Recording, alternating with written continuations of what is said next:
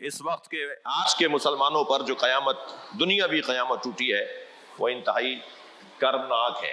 حرم امام رضا کا پرچم سیاہ کر دیا گیا ہے، حرم امام رضا کے تمام پرچموں کو سیاہ کر دیا گیا ہے۔ 3 دن پاکستان میں سوگ کا اعلان ہوا ہے، پوری دنیا کے مسلمان سوگ میں ہیں۔ ایک اور قیامت ڈھائی گئی ہے مسلمانوں کے اوپر، لیکن میں اس باب میں صرف اتنا کہتا ہوا گزروں گا کہ اگر اس ظالم حکومت نے اور اس کے مددگاروں نے عقل کے ناخون نہ لیے اور ظلم اور بربریت کو نہیں روکا تو ماحول عالمی سطح پر ایک جنگ کا ماحول بنتا ہوا نظر آ رہا ہے۔ اگر ادھر سے امریکہ کودا تو پھر روس بھی اور چائنا بھی اور ایران بھی اور ترکی بھی، جو ظاہری طور پر باتیں ہیں وہ میں عرض کر رہا ہوں، وہ بھی میدان میں کودیں گے اور وہ بھی دفاع کے لیے مسلمانوں کے کھڑے ہوں گے، اور شاید پاکستان بھی کھڑا ہو جائے۔ تو جب ایسا ماحول بن جائے گا تو ایک عالمی جنگ بنے گی، اور یہ تیسری عالمی جنگ کی طرف ماحول بنتا نظر آ رہا ہے۔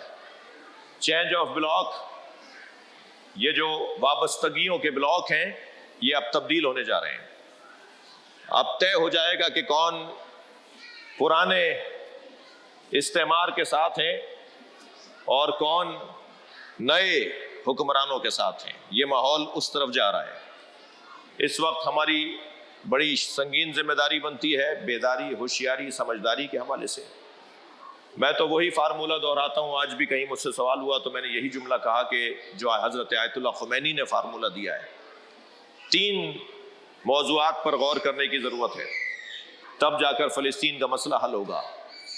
بیت المقدس کی آزادی 3 موضوعات پر غور کرنے کی صورت میں ممکن ہے۔ سب سے پہلا موضوع امت مسلمہ کی بیداری، مسلم امہ کی بیداری۔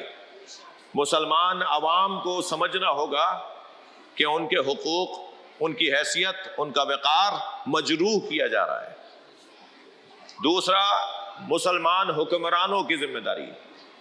56 اسلامی ممالک ہیں، ان 56 اسلامی ممالک کے سربراہوں کو غیرت کا مظاہرہ کرنا ہوگا، ہمت کا کام کرنا ہوگا، اور اسلامی حمیت کا مظاہرہ کرنا ہوگا۔ اور تیسرا عنوان ہے فلسطینیوں کی جو خط مقدم پر اور صف اول میں موجود ہیں، جو سامنے کھڑے ہیں دشمن کے، ان کی مضبوطی، ان کی ہمت، ان کا حوصلہ، ان کا میدان میں ڈٹے رہنا۔ اگر وہی میدان میں نہ ڈٹے، وہی میدان چھوڑ کر چلے جائیں تو مسلم امہ کیا کرے گی؟ مسلمان حکمران کیا کریں گے؟ مسلمان حکمران اور مسلم امہ اس وقت کچھ کر پائے گی جب وہ لوگ موقع پر موجود رہیں۔ اب تک وہ مسلسل موقع پر موجود ہیں اور اپنی ہمت اور حوصلے کا اظہار کر رہے ہیں۔ اب 2 عنوان ہم سے جڑے ہوئے ہیں، مسلمان حکمران اور مسلمان عوام۔